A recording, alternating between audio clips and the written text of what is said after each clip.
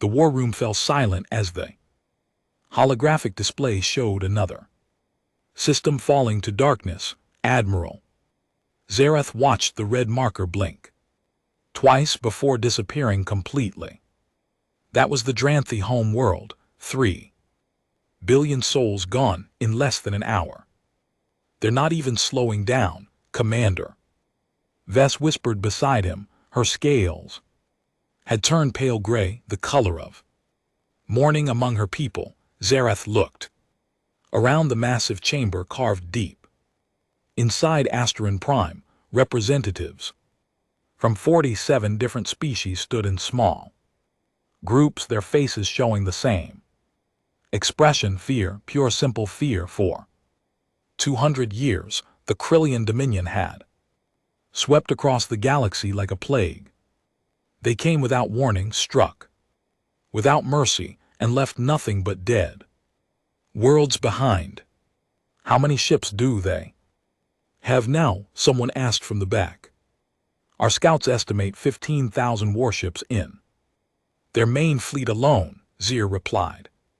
His voice sounded tired, even to his own ears. That's not counting their smaller attack groups. The room erupted in panic voices. 15,000, the combined refugee fleet barely had 800 ships that could fight. Most were civilian vessels with weapons strapped to their hulls.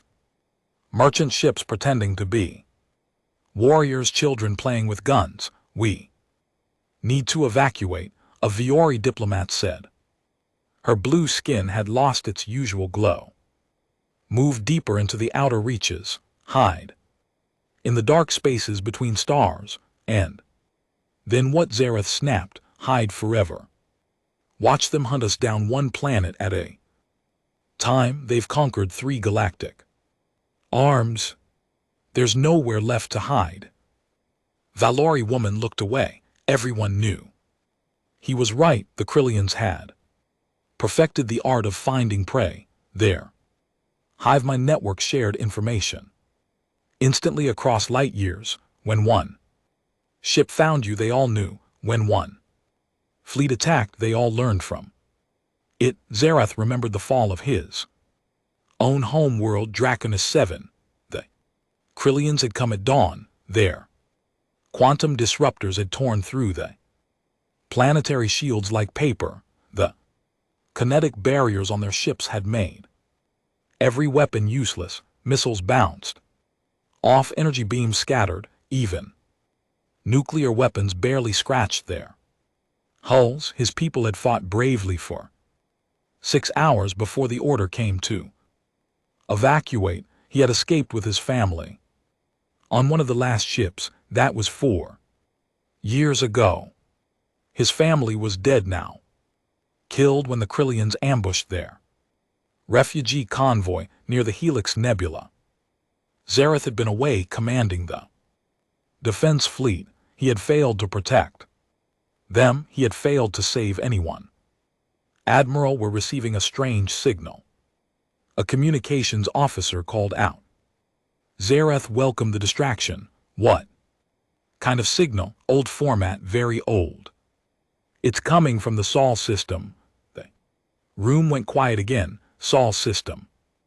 Earth, everyone knew that name from the galactic archives. Humanity had been marked as extinct 400 years ago. Their sun had gone dark. Something about stellar death. The planet had been checked once, found frozen and lifeless, then forgotten. Could be a Krillian trap, Bess suggested. They've used fake distress signals before. The encoding is wrong for that, the communications officer said, studying his screen. This is genuine human protocol. Pre-extinction era. Someone's using very old technology to broadcast. Sir felt something stir in his chest. Not hope. Exactly, hope was dangerous, but curiosity, maybe a mystery, was better than sitting here waiting to die. I want a scout team ready in 10 minutes, he ordered. We'll investigate personally. Admiral, that's a 3-day jump from here.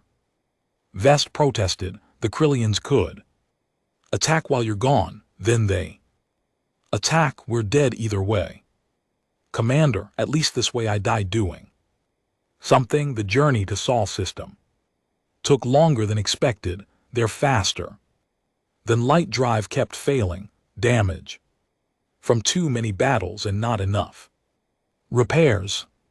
When they finally dropped out of hyperspace near Jupiter's orbit, Zerth expected to find nothing, maybe some old satellite still broadcasting its automated message to the void. What he found instead made him question his own eyes. A ship hung in space ahead of them, not an ancient derelict, not some ghost ship drifting dead, a working vessel, its lights glowing warm in the darkness. The design was strange, boxy and angular, where most modern ships were smooth and curved. It looked primitive compared to current technology, but there was something solid about it, something that said this ship was built to last. Scanning now, his sensor operator said, Admir, I'm picking up life signs, hundreds of them.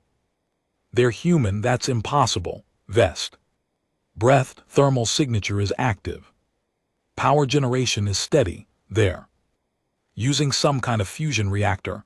Old design but functional. And Admiral, they're armed. I count at least 40 weapons ports, though the technology is outdated. Looks like rail guns and chemical missile systems. Before Zarath could respond, his communication system crackled to life. A voice spoke in, heavily accented but understandable.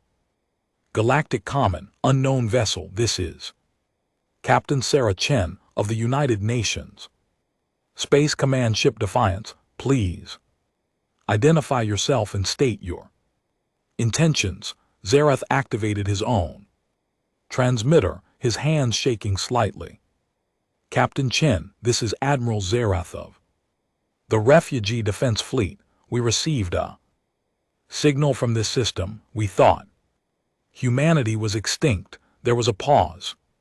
Then the voice came back, touched with sadness. Earth is gone, Admiral. Our sun died like the records say, but humanity didn't die with it. We escaped. Generation ships, hidden colonies. Whatever we could manage, we've been searching for a new home ever since. How many of you survived? Hard to say. Fleet scattered, but enough, always enough. Humans are hard to kill completely. Sir felt that stirring again. This time he recognized it. It was hope, dangerous and foolish and impossible to suppress. Captain Chen, I need to warn you about something. There's an enemy force in this galaxy.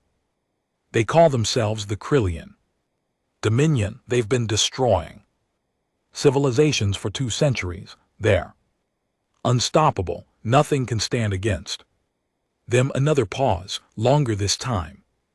When Captain Chen spoke again, her voice was colder, harder. Admiral, humanity spent 400 years running and hiding in the dark. We've fought wars against each other, against nature, against the universe itself. We've survived ice ages, on colony ships and civil wars, on generation vessels. We've died and been reborn 1,000 times over. The human ship's engines flared brighter, moving closer to Zarath's vessel. So tell me about these Krillians, Admiral. Tell me everything, because if they're the reason my people can't find a safe home in this galaxy, then we have a problem.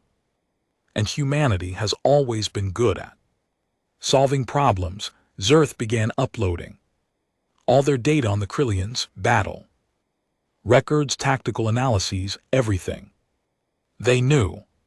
As the files transferred, he watched the human ship on his screen. It was smaller than he expected, older, less advanced, but something about it felt different. Something about the way It moved through space, confident and unafraid, like a predator that didn't know it should be prey. Captain Chen, he said quietly, they've destroyed species far more advanced than either of us. Admiral, she replied, and he could hear the smile in her voice. Advanced isn't the same as dangerous. We'll see you soon. Defiance out. The communication went dead. Zareth stared at the screen for a long moment. What do you think? Vess asked. I think, Zareth said slowly. The Krillians are about to learn something new. The human warship looked even stranger up close. Zareth stood in the docking bay of Asterin Prime, watching as Captain Sarah Chen walked down the boarding ramp. She moved with confidence, her boots clicking against metal with each step. Behind her came a small group of officers, all wearing the same dark blue uniforms with an old Earth flag patch on their shoulders. Chen was shorter than Zareth expected.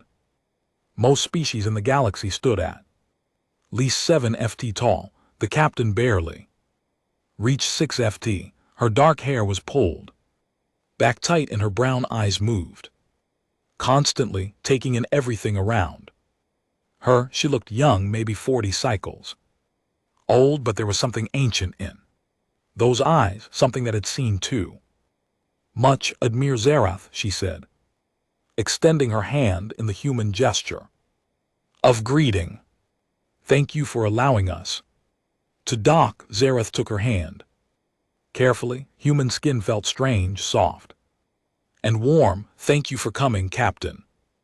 Though I must admit, I don't know what one ship can do against the Krillian fleet. Chen smiled. It wasn't a happy expression. Let's talk about that. They gathered in the war room an hour later. Representatives from all the major refugee groups crowded in to see the humans. Zareth noticed how they stared, whispering among themselves. Humans were legends, ghost stories, species that existed only in history files. Captain Chen stood before the holographic display, studying the recorded battles against the Krillians. She watched 3 different engagements without speaking, her face showing no emotion.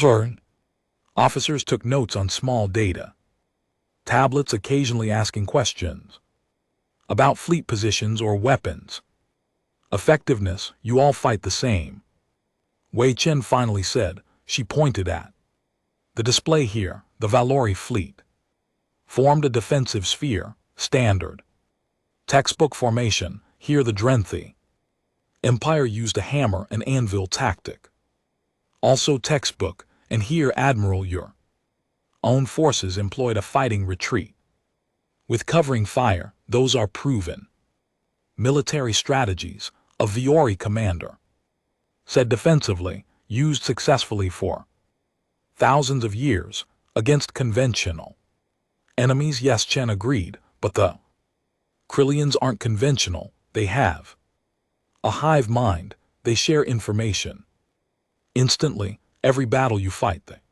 learn from. Every tactic you use, they adapt to.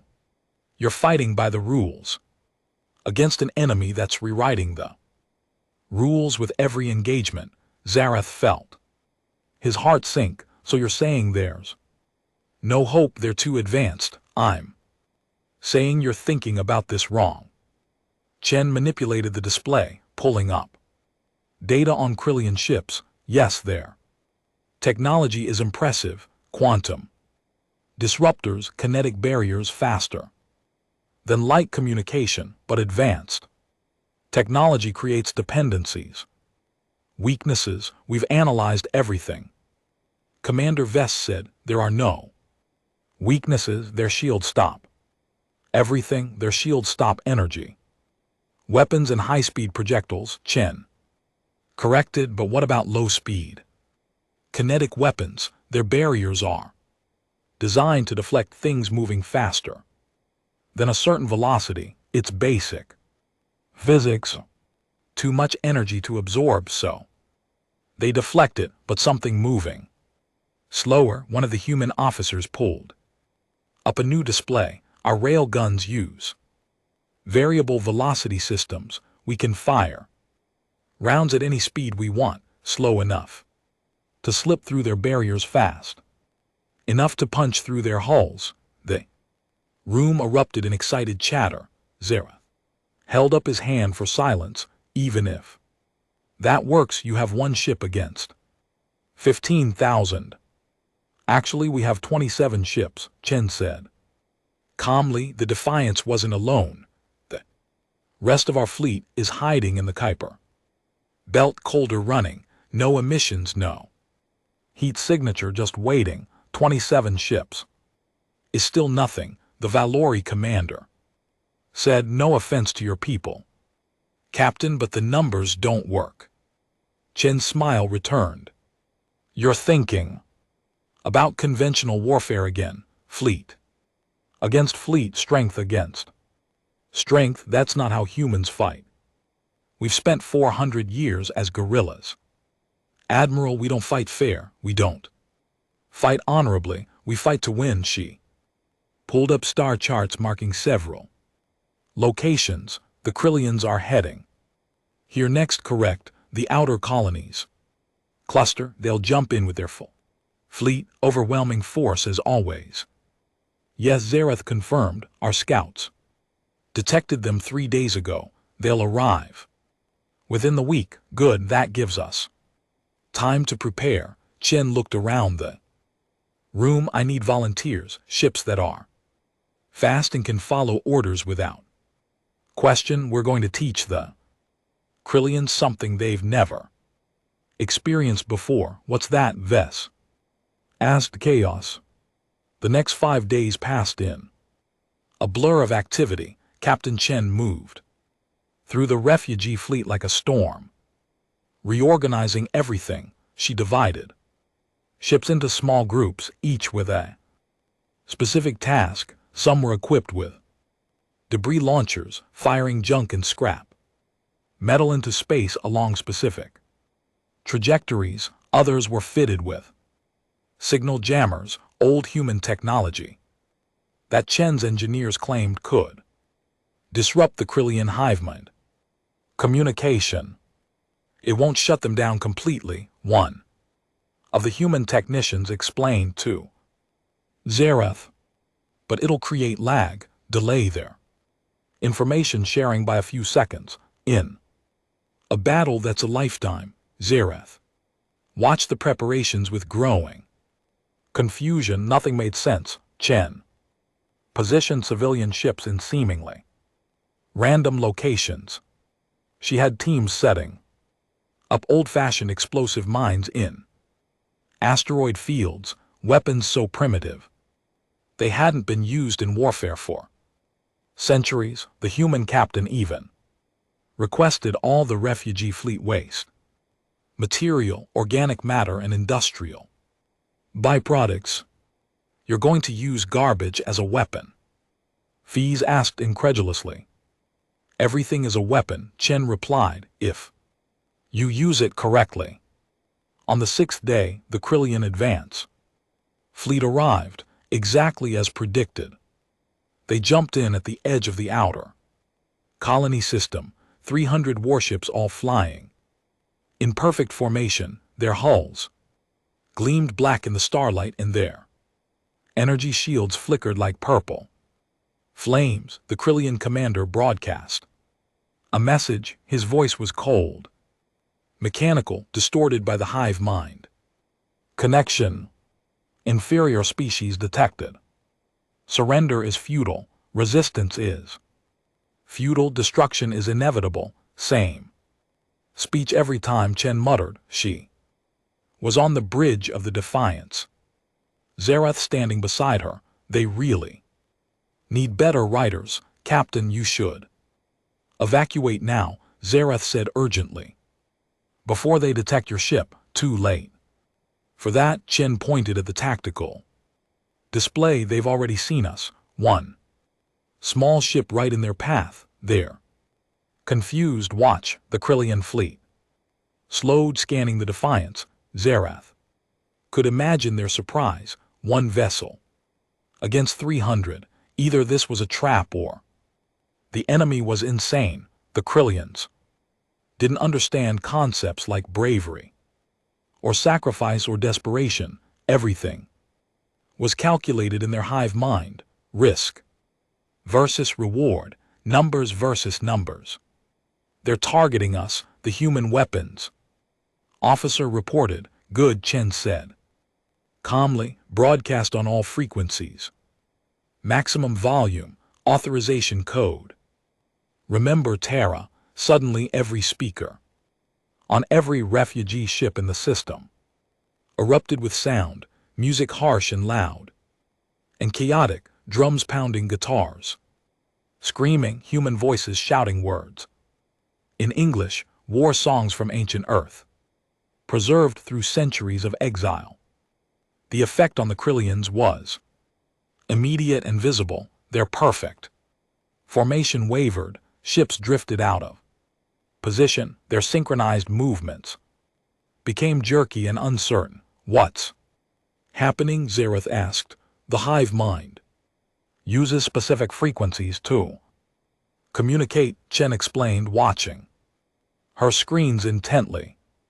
We analyzed your battle recordings mapped their communication patterns. This music uses the same frequencies. It's not jamming them exactly, more like shouting into their shared consciousness. Imagine 300 voices all trying to talk in your head at once. The Krillian fleet fired, but their targeting was off. Quantum disruptor beams landed through space, missing the Defiance by hundreds of meters. Shen's pilot threw their ship into a wild series of maneuvers, moving in ways no trained military pilot would ever fly. Up, down, spinning, reversing, thrust randomly, evasion pattern. Drunk pilot, the helmsman said with a grin. That's not a real military maneuver. Fess exclaimed. Exactly, Chen said. The Krillians predict movements based on logical tactics. This isn't logical. It's chaos. They can't calculate chaos. The Defiance dove toward an asteroid field. Krillian ships followed, still trying to form up properly. Then Chen gave the orders Zerath had been waiting for. All units execute. Suddenly the garbage the humans had been positioning revealed its purpose. Debris clouds erupted across the battlefield, thousands of small objects moving in unpredictable patterns. Krillian sensors went haywire trying to track everything at once. Ships collided with asteroids, others wasted ammunition, shooting at empty cargo containers. The human fleet emerged from hiding, 27 ships appearing like ghosts. They didn't fight in formation. Each ship moved independently, firing slow velocity rounds that slipped through Krillian barriers and tore through hulls. Remember, Chen said into her communication system, we're not trying to destroy them all, just confuse them, hurt them, teach them that this won't be easy. Within an hour, 50 Krillian ships were destroyed. The rest retreated, jumping out of the system in disorder. The war room erupted in cheers. Zerath stood silent, staring at the tactical display. The Krillians had never retreated before. Never, Captain Chen. He said quietly, you just did the impossible. Chen looked tired. And GT, no, Admiral. And GT, we just did the improbable. Now comes the hard part. We taught them we're dangerous. The news spread across the refugee networks like wildfire. One human ship and a handful of volunteers had defeated a Krillian advance fleet. Defeated, not just slowed down or survived, but actually won. For the first time in 200 years, species Across the galaxy heard something other. Then stories of defeat. Hope dangerous and infectious began to grow. Captain Chen stood in the training center on Asterin Prime, watching as refugee soldiers practiced the new tactics a Valori pilot struggled with. The drunk pilot maneuver, his ship moving and stuttering jerks across the simulation. You're thinking too much. Chen called out, stop trying to make it logical, just move, react, feel it. My species has been trained in proper flight mechanics for 10,000 years, the pilot protested. This goes against everything I know, that's the point. Chen walked over to the simulation controls. The Krillians expect proper mechanics. They calculate based on training and logic. You need to be unpredictable, be the pilot who doesn't make sense. The Valor tried again. This time he let go of his training, moving his ship in wild patterns. Simulation showed 3 Krillian ships trying to target him. They're firing solutions, constantly failing to lock on. Better, Chen said. Remember, you're not trying to be skilled, you're trying to be chaos. Commander Vess found her. Later that evening, the reptilian officer looked worried, her scales showing dark stress patterns. Captain, I need to speak with you privately. They walked to an observation deck overlooking the refugee fleet. Thousands of ships floated in space, a scattered collection of survivors from dozens of different species. Some were military vessels, but most were civilian transports, colony ships, merchant freighters, all that remained of civilization that had once spanned star systems. You're giving them hope, Vest said quietly. That's dangerous. Hope is always dangerous, Chen agreed, but it's also necessary. You don't understand. The Krillians will come back with everything. Admiral Zerath estimates 15,000 ships in their main fleet. You have 27. The math doesn't work no matter how clever your tactics are. Chen was quiet for a moment, staring out at the stars. Can I tell you something about humanity, Commander? We're not the strongest species, we're not the smartest, we don't have the best technology or the biggest guns. You know what we have spite. Chen's voice was hard.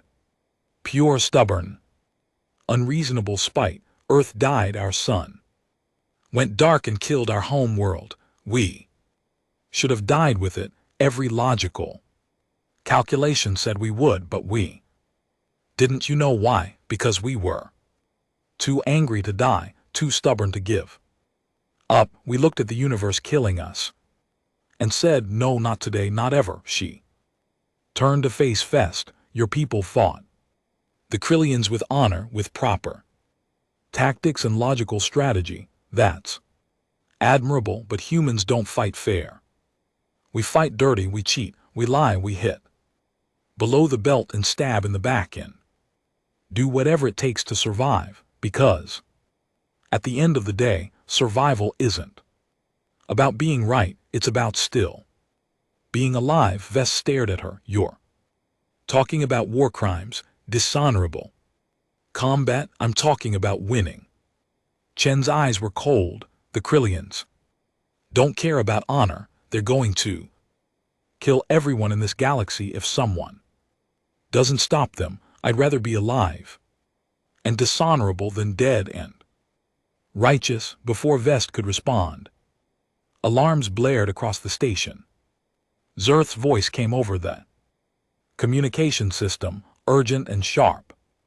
All personnel to battle stations. Krillian main fleet detected. Repeat. Main fleet detected. Multiple jump signatures across all sectors. They're surrounding us. Chen and Vest ran to the command center. The main holographic display showed a nightmare scenario. Red markers appeared across every approach To Asterin Prime, hundreds of ships. Thousands, the Krillian fleet was. Enormous, blotting out the stars. Themselves. 15,247. Vessels.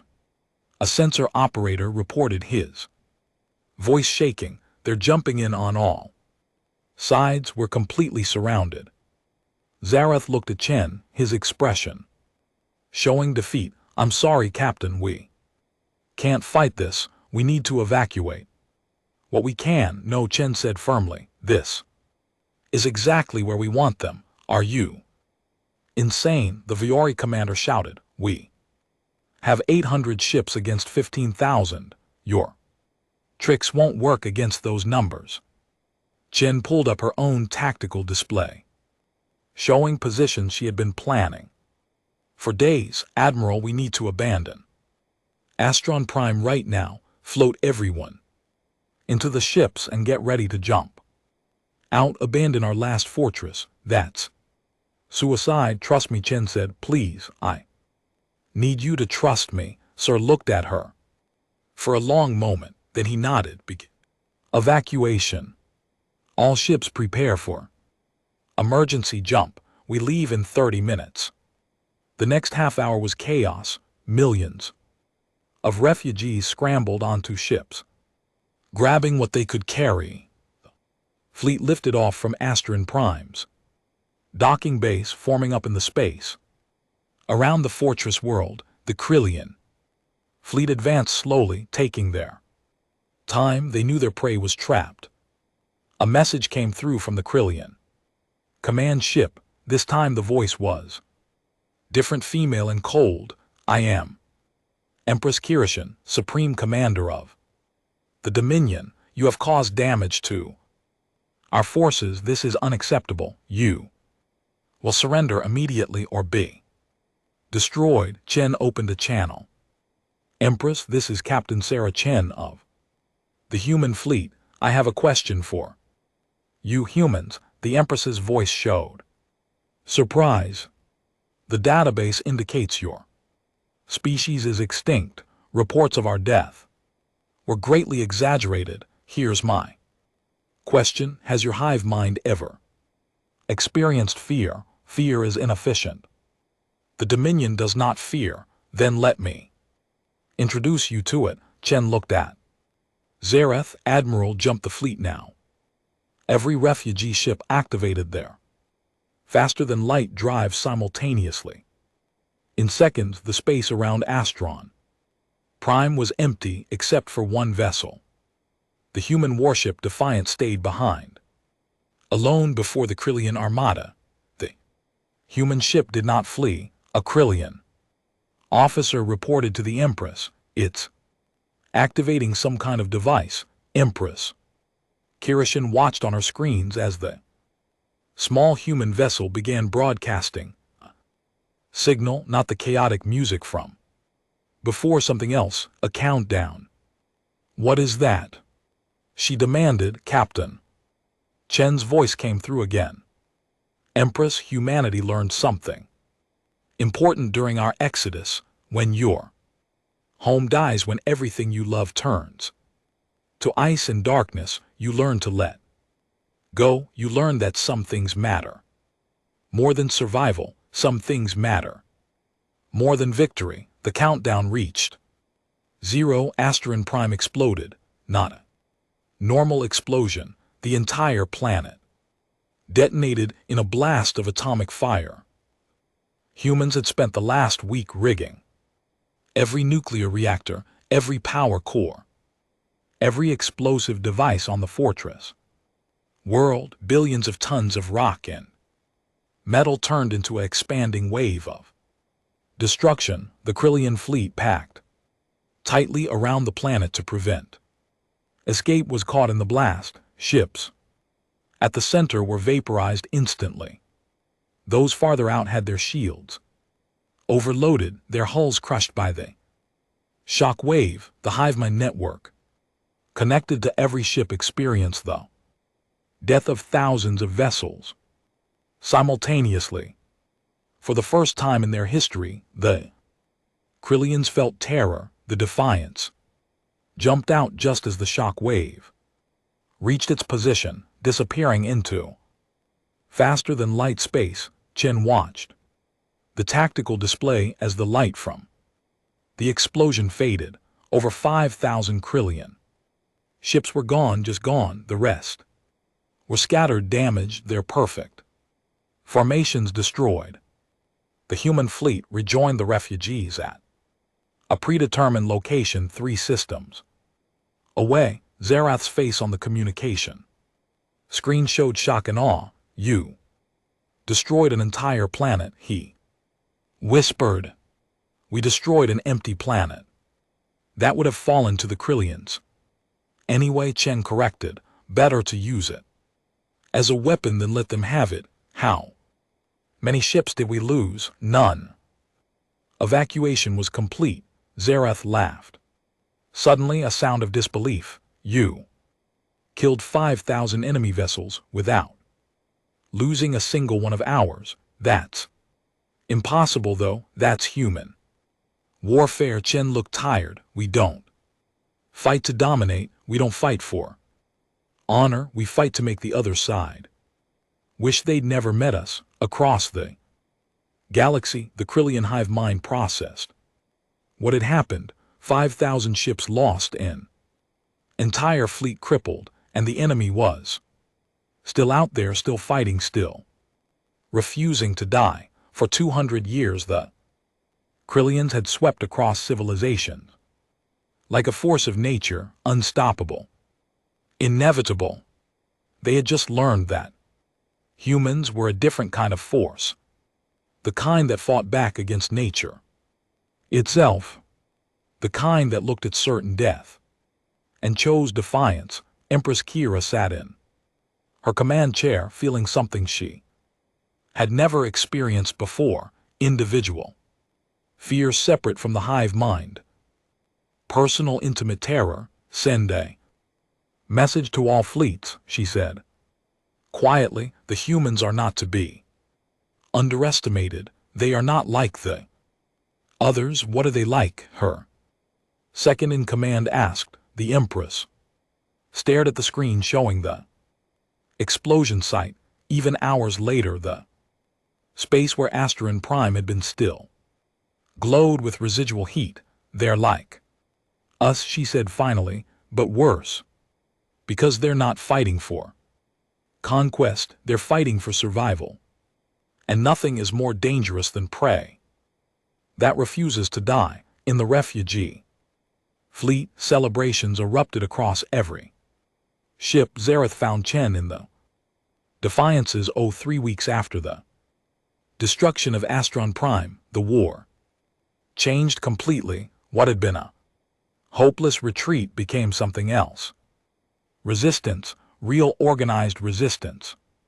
Captain Chen stood before a holographic star map showing the entire theater of war. Red markers indicated Krillian positions, blue markers showed the Allied fleet, green markers represented human vessels scattered across dozens of systems. What had started as 27 ships had grown to 40 more. Human generation ships and colony vessels had heard the call and come to join the fight. They're adapting, Chen said, pointing to several Krillian fleet movements. Look at these patterns. They're spacing their ships farther apart, avoiding tight formations, learning from what we did at Asteron Prime. Admiral Zerath studied the map carefully. His confidence had grown over the past weeks. The broken, defeated Commander Chen had first met was gone. In his place stood a warrior who believed victory might actually be possible if they're adapting. What do we do? He asked. We adapt faster. Chen zoomed in on a particular system. This is the Varkan system. 3 habitable planets, 2 of them currently occupied by Krillian garrison forces. About 50 ships total, intel suggests. They're using it as a supply depot. You want to attack a fortified position with 50 enemy ships, Commander Vess asked. Since Asterin Prime. She had stopped, questioning Chen's tactics, but doubt still crept into her voice sometimes.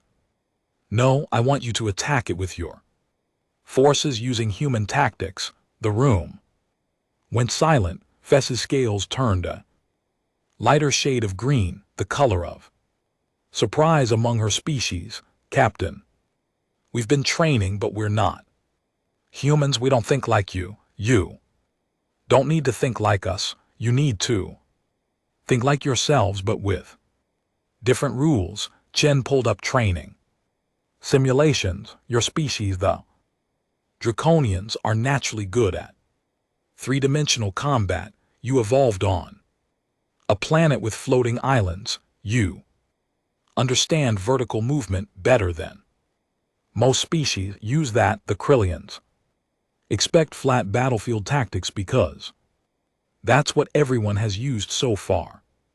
Over the next 3 days, Chen worked with Vess to plan the attack. Human advisors spread through the Allied fleet, teaching their methods, but Chen was careful to emphasize something important. Don't copy human tactics.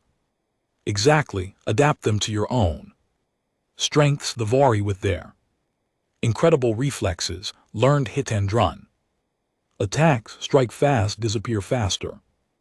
The Thurans, a species with natural talent for engineering, learned to create improvised weapons from whatever materials were available. Each species brought their own advantages to the fight. The attack on Varkin began at dawn on the 4th day. Vess led a force of 30 Draconian ships supported by 10 human vessels hanging back as reserve. They jumped into the system, not at the edge where enemies expected, but in the middle of the asteroid belt orbiting the 4th planet. The Krillian garrison responded immediately, forming defensive positions around their supply depot on Varkin 2, 50 ships against 30. The numbers favored the Krillians slightly, but numbers weren't everything anymore. All ships execute Heaven's Rain. Vest commanded. The Draconian fleet split into 3 groups. One dove toward the planet's surface, one climbed high above the orbital plane, the third held position in the asteroid field. The Krillians, programmed to defend the depot, split their forces to intercept all 3 groups. That was the mistake.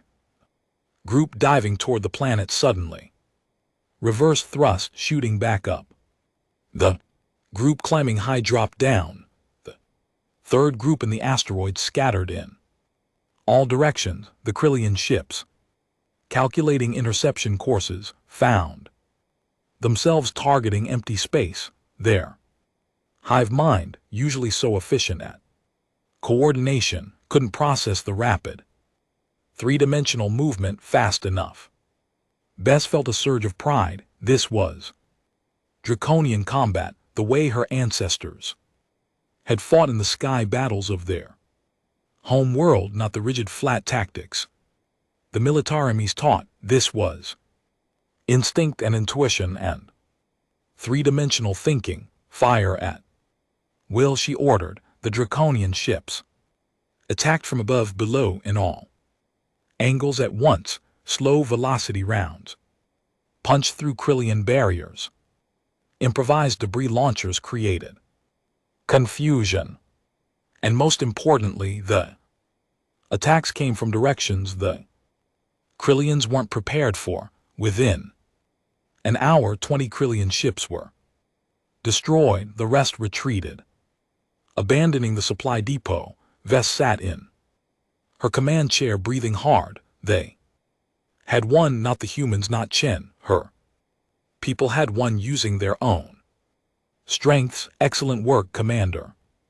Chen's voice came through the communication system. That's how it's done. Now let's do it again 50 more times. And they did. Over the next 2 months, the Allied fleet launched raid after raid, each one targeted Krillian Supply lines, isolated garrisons. Communication stations, each one used. Different tactics adapted to different species strengths. The Valoria attacked. Research stations with lightning speed. The Thurans destroyed manufacturing facilities with creative demolitions. The humans themselves focused on the most dangerous targets, the ones that required their particular brand of ruthlessness. Admiral Zareth watched the strategic situation change. The Krillian advance had stopped completely. They were still. The larger force still controlled more territory, but they had been forced onto the defensive for the first time in their history. Were hurting them, he said during a strategy meeting, but we're not beating them. Their main fleet is still intact, over 9,000 ships. Eventually, they'll coordinate a massive attack. We can't stop, then we need to give them something else to worry about. Chen said. She pulled up data on Krillian territory. Their empire is huge, but it's only been around for 200 years. That's not long enough to fully integrate all the species they've conquered. There must be resistance movements, underground organizations, survivors hiding in the ruins. Are you suggesting we contact them? Fez asked. I'm suggesting we arm them. Chen's smile was fierce. The Krillians rule through fear and overwhelming force, but humans have a saying: you can't stop an idea whose time has come. We're going to give every oppressed species in Krillian space the same message: fight back. You're not alone anymore. The mission was dangerous. Human ships, being the smallest and fastest, volunteered to carry weapons and supplies deep into Krillian territory.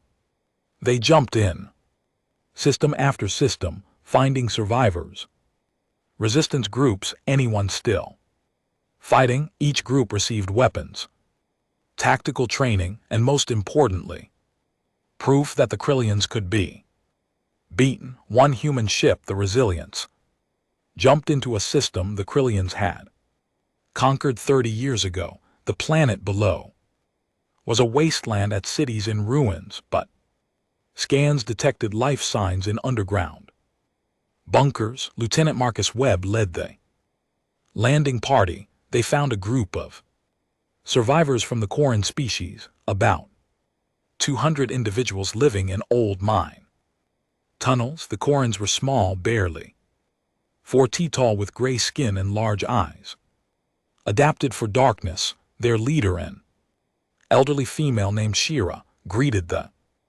humans with suspicion. You're not Krillian. No, ma'am, Webb said. We're human. We're here to help.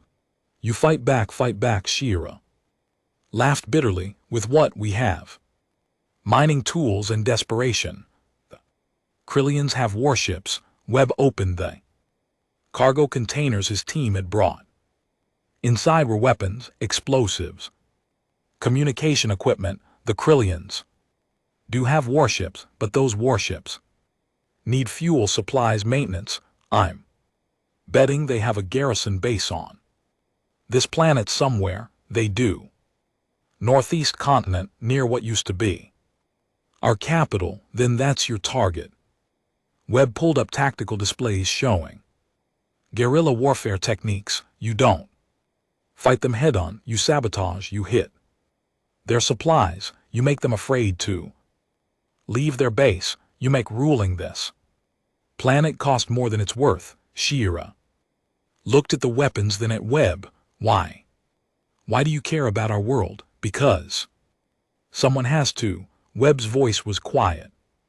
Because the Krillians think they can do whatever they want. Because every planet they control that rises up is one less planet they can use against us, and because it's the right thing to do, the Corins accepted the weapons before the humans left. Shira asked one more question. Will you win this war? Webb Smiled, ma'am, we're humanity, we. Survived 400 years in the dark, we're. Too stubborn to lose, but whether we win or not, we're going to make sure the Krillians regret ever starting this fight. Stories like that played out across dozens of worlds. The Krillian empire, so vast and powerful, began to crack from within. Garrison forces came under attack from their own conquered populations. Supply lines were sabotaged, communications were jammed. The hive mind used to coordinating fleet actions suddenly had to deal with thousands of small threats scattered across hundreds of systems. Empress Karashin watched reports flood in from across her empire. Rebellion, resistance, revolution. Words she had never needed to consider before. How did this happen? She demanded. We crushed these species. They accepted their place. The humans taught them to fight. Her advisor replied. More than that, they taught them hope. Every conquered world now believes they can win. Then we will make an example. Choose the world with the strongest resistance. Destroy it completely. Show everyone what happens to those who defy us. My empress, that would require pulling ships from the main fleet. Our forces are already stretched thin. Responding to attacks. Kuran slammed her hand. The meeting took place in the neutral zone, a region of space claimed by no one and protected by ancient treaties older than most current civilizations. Captain Sarah Chen stood on the bridge of the Defiance, watching the Krillian flagship approach. It was massive, easily 10 times the size of her own vessel. Its black hole covered in weapon ports and shield generators. They could destroy us in seconds, Commander Vest said nervously. She had insisted on accompanying Chen to the meeting along with Admiral Zerth.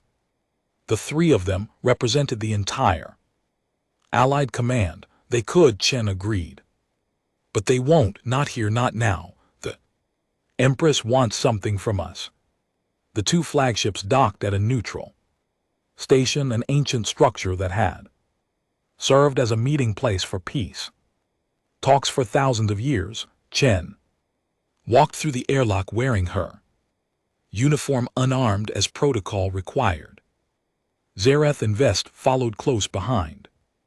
Empress Kira Shan was waiting in the central chamber. She was tall, over 8 feet, with pale blue skin that seemed to shimmer with inner light. Her eyes were completely black, reflecting the hive mind that connected her to millions of others. She wore armor that looked organic, as if it had grown onto her body rather than been crafted. Captain Chen, the Empress said. Her voice was cold, but no longer had that mechanical hive mind distortion. She was speaking as an individual.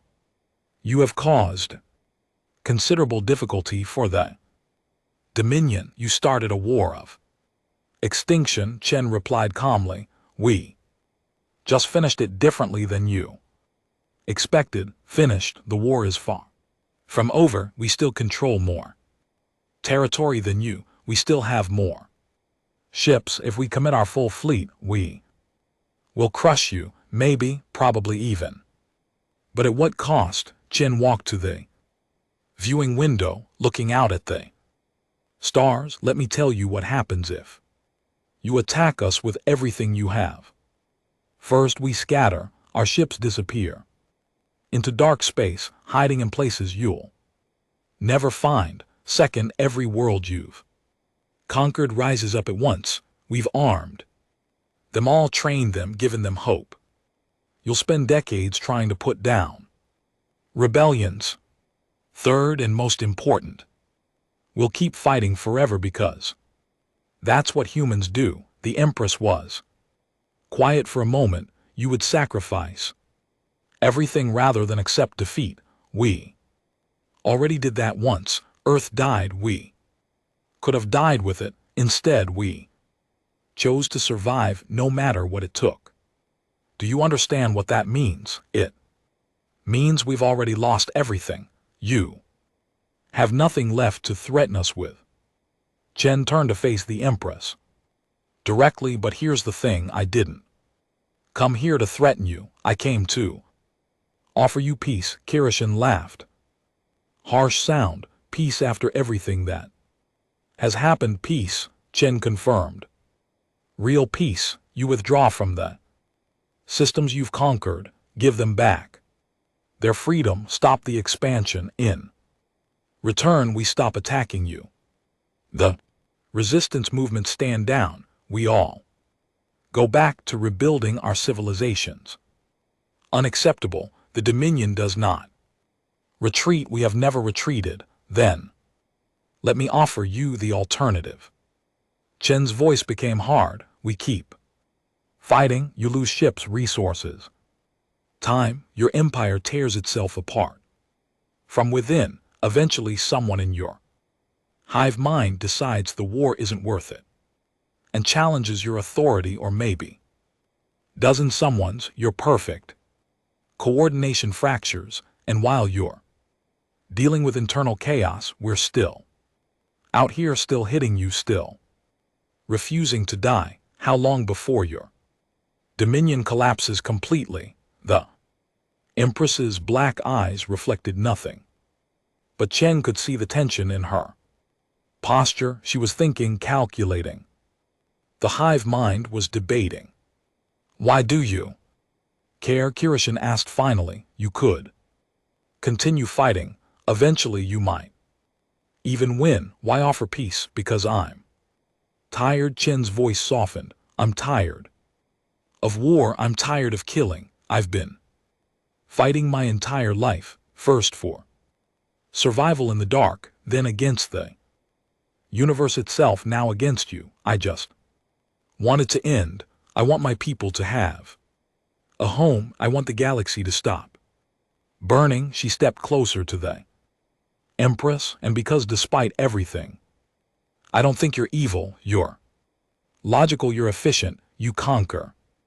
Because conquest makes sense to your hive mind, but you can learn. You've already learned that conquest has costs you didn't anticipate, so learn this. 2. Peace can be more efficient than war. The hive mind requires consensus. The Empress said slowly, I cannot make this decision alone. Then convince them. Show them the math, show them what continued war will cost versus what peace offers. You're supposed to be logical. Be logical now. The Empress was silent for a long time. Chen could see her eyes flickering, processing information, communicating with the hive mind across light years of space. Thousands of voices debating, calculating, analyzing. Finally Kuron spoke. What are your terms? Chen pulled up a holographic display showing a proposed map of the galaxy. These systems in red are yours. You keep them. You were there first, or you colonized empty space. They're legitimately yours. These systems in blue you've conquered. In the last 200 years, you withdraw from them completely. Full independence. No garrison, no occupation forces. Nothing. That's over 1,000 systems. That's what it costs to end this war. These systems in green are neutral zones. Neither of us enters without permission. They act as buffers, preventing future conflicts. Zarath watched the negotiation with amazement. 3 months ago, he had been preparing to die. Now he was watching a human captain dictate terms to the most powerful empire in the galaxy. The Empress studied the map, and if we refuse, then we go back to fighting, and in 100 years, when the Dominion has fallen and humanity is still here, someone will look back at this moment and wonder why you chose pride over survival. You assume you would survive. Chen smiled. Grimly. Empress, let me tell you a story. 400 years ago, humanity had weapons that could destroy entire planets. We nearly used them on ourselves. We came that close to extinction by our own hand, but we stopped. We chose to survive instead. Now ask yourself, if we were willing to nearly destroy ourselves and still chose survival, what do you think we'll do to an outside threat? The implications hung in the air. The Krillians were powerful, but humanity had a history of taking terrible risks and somehow surviving them. I need to consult with the hive mind, Kirishin said. This will take time. Take all the time you need, but while you decide, the war continues. Every day you delay, you lose ships and systems. Every day the cost goes up. Meeting adjourned. Chen returned to her ship and waited. 3 days passed with no response, then 5, then a week. During that time, the Allied fleet launched more raids, more resistance movements rose up, more Krillian supply lines were cut. On the 8th day, a message came through. The Empress was ready to talk again. This time the meeting was different. Kirishin brought documents, official treaties written in multiple languages. She looked tired. If a being connected to a hive mind could look tired, the consensus is reached, she said. We will accept your terms with modifications. The negotiations took hours. The Krillians wanted to keep certain strategic systems. The Allies wanted reparations for destroyed worlds. Back and forth, compromise and counter compromise. Chen held firm on the important issues and yielded on the smaller ones. She wasn't trying to humiliate the Krillians. She was trying to end the war. Finally, as the station's lights dimmed to simulate night cycle, they reached an agreement. The Treaty of Neutral Zone, it would be called. The Krillians would withdraw from conquered systems over a period of 2 years. The Allies would cease all military operations immediately. Neutral zones would be established. Trade agreements would be discussed. War crimes tribunals would be held for both sides. There's one more thing, Chen said. As they prepared to sign, the humans need a home, a system we can claim. Rebuild, make ours. Earth is dead. We need a new Earth. The Empress pulled up a star chart. This system, we call it Proxima Sanctuary. 3 habitable planets rich in resources, currently uninhabited. It's far from our borders, but defensible. We claim it by right of discovery, but we will cede it to humanity as part of this treaty. Chen looked at the data on Proxima Sanctuary. It was beautiful, stable star, no hostile native life, plenty of water and minerals, everything humanity needed to start over. Thank you, she said quietly. Do not thank me, Captain, you took it.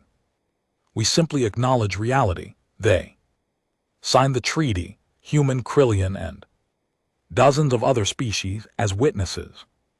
The war that had lasted 200 years ended. Not with a grand battle, but with signatures on a document. 3 months later, the first human colony ships landed on Proxima Sanctuary Prime. Chen stood on the surface, feeling real soil under her boots for the first time in her life. The sky was blue, not the artificial blue of a ship's viewport, but real atmosphere scattering real sunlight. Admiral Zerth found her standing on a hill overlooking the landing site. Below them, prefabricated buildings were going up, farms were being planted, children were playing in fields of alien grass. You did it, Zereth said. You saved the galaxy. I saved what I could, Chen corrected. Too many died before we arrived. too many. Worlds lost, but more were saved. Krillians are actually withdrawing. Species are regaining their freedom. It's a miracle, Chen smiled slightly. Not a miracle, just humans being. Stubborn, we're an LT Unk and GT, very good at that. What will you do now? The war is over. Peace is here.